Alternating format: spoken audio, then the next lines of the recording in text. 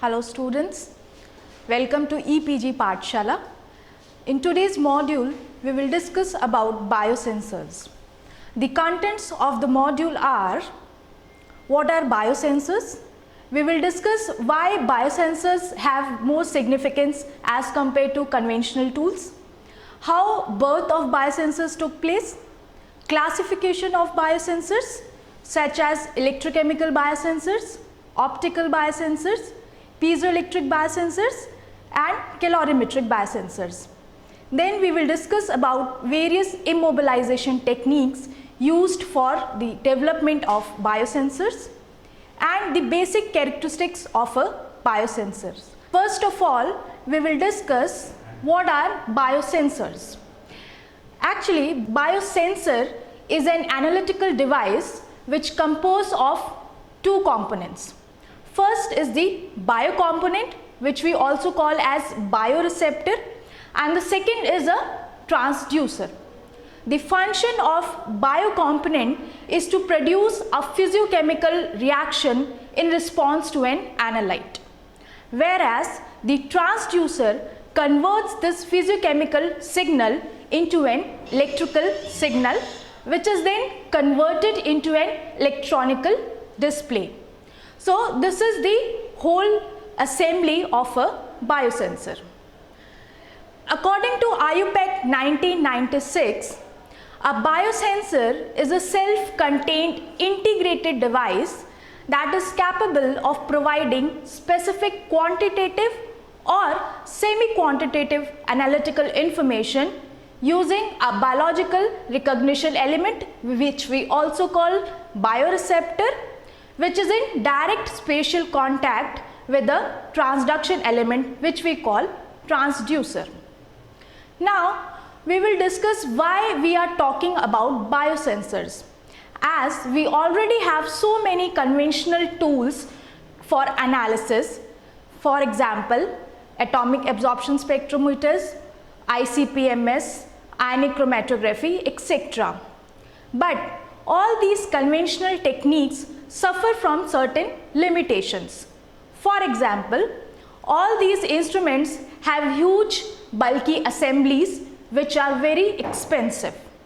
Secondly, they consume more time in analysis and the techniques are laboratory bound. Also, they demand a trained expertise to control the process, and in certain cases they need pre-treatment of the sample, which again makes the process laborious. On the other hand, biosensors has advantage of low manufacturing cost, fast response time, they are portable, they provide ease of use, and the most important characteristics of biosensors are their high specificity and sensitivity, which could provide continuous real-time signals, and the most important is that as compared to conventional tools, they can provide the toxicity levels which conventional tools are unable to provide. Now, we will discuss how the birth of biosensors took place. It was in 1962 when Clark and Lyon introduced the term enzyme electrode. In this process, they used an enzyme electrode in which an enzyme, glucose oxidase, was held in close proximity with the platinum electrode in a membrane sandwich. And by applying a negative potential at the platinum electrode, the reductive oxidation of oxygen consumption was monitored as represented in this reaction. When the enzyme acted upon the substrate, which was glucose, oxygen was consumed and gluconic acid and hydrogen peroxide were produced.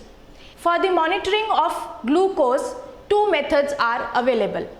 Either we can monitor the consumption of oxygen, or we can also monitor the production of hydrogen peroxide. Both these processes are possible at the enzyme electrode as per the following reactions. The current produced by the amperometric biosensor is related to the rate of reaction by the mentioned expression. Now, this is the assembly of a Clark electrode in which silver chloride act as the reference electrode, the platinum wire acted as the working electrode, and an oxygen permeable membrane was attached at the tip of the working electrode as the biocomponent. This kind of glucose analyzer was developed as a commercial product named as 23YSI, and it appeared in market in 1974. The key development in this method was the use of membrane technology, which eliminated the interference of other electroactive substances like ascorbic acid, which also polarizes at 0.6 volt, which is the polarization potential of hydrogen peroxide. In this case, the enzyme layer was sandwiched between a cellulose acetate membrane and a nucleophore polycarbonate membrane. Now we will discuss about the classification of biosensor or the types of biosensors. As already mentioned, biosensors composed of two components, the biocomponent and the transducer. The biocomponent comprises of any molecule of biological origin. It could be antibodies, enzymes, cells, DNAs or aptamers. In case of transducers, the basic characterization is of four types. They could be of optical nature, calorimetric, piezoelectric or electrochemical. We will discuss these transducers in details in later sessions. Coming to the types of transducers, first we will discuss about electrochemical biosensors, which comprise of potentiometric biosensors and amperometric biosensors, then optical biosensors, piezoelectric biosensors and finally calorimetric biosensors. Coming first to the amperometric biosensors, as their name suggests, amperometric biosensors measures change in current. The movement of electrons in a redox reaction is detected by applying a potential between the two electrodes, which are the working electrode and the reference electrode. As you can see in the image, the biocomponent is immobilized at the electrode surface, which catalyze the chemical reaction and convert the substrate into product, and the product formed is detected by applying a potential, and the change in current is corresponding to the substrate concentration in this case. Then this is a typical electrochemical workstation which comprise of a potentiostat, a electrochemical cell with 3 electrodes. One is the reference electrode, which is normally silver chloride. Second is the working electrode, which could be of any conductive nature element, and third is the counter electrode. The biocomponent is usually immobilized at the tip of the working electrode to carry out the chemical reaction, and the products formed or the current produced in response to the product formation is monitored. Next are the potentiometric biosensors. These biosensors measure the change in voltage or ion concentration. In this case, change in distribution of charge is detected using ion selective electrodes such as ammonium ion electrode. The assembly again comprises of a ion meter, an ion selective electrode, and in this case an ion strength adjuster is always needed to provide same conditions to the control and samples. Next we will talk about optical biosensors. As per the optical properties, these can be divided into two types. One are colorimetric, which measure the change in light absorption, and other are photometric, which depend upon the change in light intensity. In this case, the photon output for a luminescent or fluorescent process can be detected with photomultiplier tubes or photoiodide systems. Technically, optical biosensors are divided into two types. In one, fiber optic is used as the transducer, and in second case, surface plasmon resonance is used as the transducer. First, we will discuss about fiber optic based biosensors. In this case, a fiber optic is used as the transducer and the biocomponent, for example antibodies, are immobilized at the surface of the fiber optic. In this case, the total reflection phenomena of light is used to produce a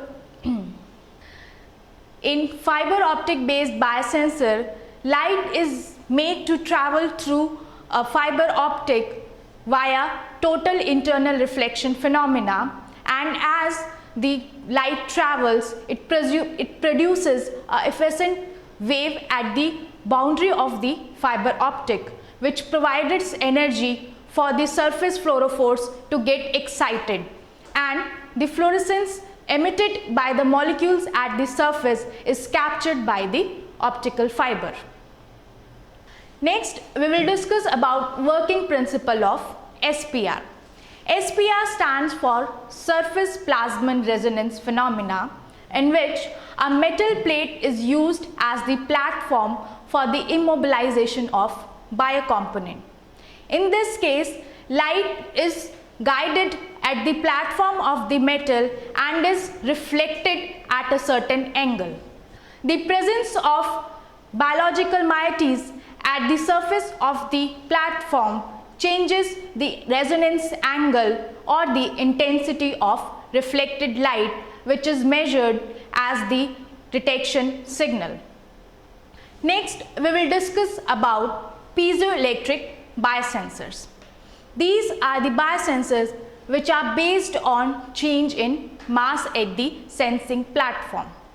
The principle here is to measure the change in mass or the vibrating frequency of the element. When the mass increases due to the binding of the analyte, for example the interaction of antigen and antibodies, the oscillation frequency of the device changes, which represent the concentration of the analyte. The change can be measured electrically and is used to determine the additional mass, which is proportional to the analyte amount. Finally, we will discuss the calorimetric biosensors. As the name suggests, they measure the change in temperature during a biochemical reaction. If the enzyme catalyzed reaction is exothermic, two thermistors may be used to measure the difference in resistance between reactant and products, and hence the analyte concentration can be analyzed. Coming next to the construction of a biosensor, after discussing the biocomponent and the transducer part, the development of biosensor requires two conditions. First is the characterization of bioassay principle, and second is the compatibility of the bioassay principle with the transducer. For the second requirement, the immobilization techniques play an important role in biosensor development, as the immobilization of biocomponent with the transducers decides the sensitivity of the device. The immobilization techniques involved in biosensor development are basically of four types. First is physical entrapment, in which the biocomponents such as antibodies, enzymes or cells are mixed with the polymer solution, and the polymerized assembly is attached to the transducer platform. Second is the adsorption method. In this case, the interactions such as ionic, polar or hydrogen or hydrophobic interactions are used for the immobilization of biocomponent at the transducer surface. Third kind of method is the covalent bonding, which are the strongest kind of interaction between the functional group of the bioreceptor and the transducer, and they are also the most stable method of immobilization. The last method of immobilization is the cross-linking method, in which a bridge is formed between the functional groups on the outer membrane of the receptor by multifunctional reagents such as glutaraldehyde with the transducer. The cells can be bounded directly on the electrode surface or on a removable support membrane which can be placed on the transducer surface. After talking about the types and the prerequisites for the development of biosensors, now we will discuss about the basic characteristics of a biosensor. A biosensor composed of majorly 4 attributes. First is the linearity. Linearity is the range in which the sensor gives a positive response against the analyte, and it is desirable to have a wide linear range to have high to low detection limits of the analyte. The second attribute is the sensitivity of the sensor. As the name suggests, sensitivity is the minimum value or minimum amount of the analyte which a sensor can sense. In this case, we always desire the sensitivity to be as low as possible. Then selectivity is also a major attribute of a biosensor. It is always desirable to have a sensor which has minimum interference to other analytes as compared to the major analyte. Finally, the response time. It is desirable to have minimum response time which biosensors provide as compared to the conventional analytical tools. At the end, we would like to conclude the whole session. In this session, we talked about the biosensors, their significance and their advantages over analytical techniques. We also discussed that the biocompatibility of the biocomponent with the transducer and the immobilization method used decides the sensitivity of the devices. And finally, a successful biosensor is the one which has high selectivity and sensitivity in minimum response time. Thank you.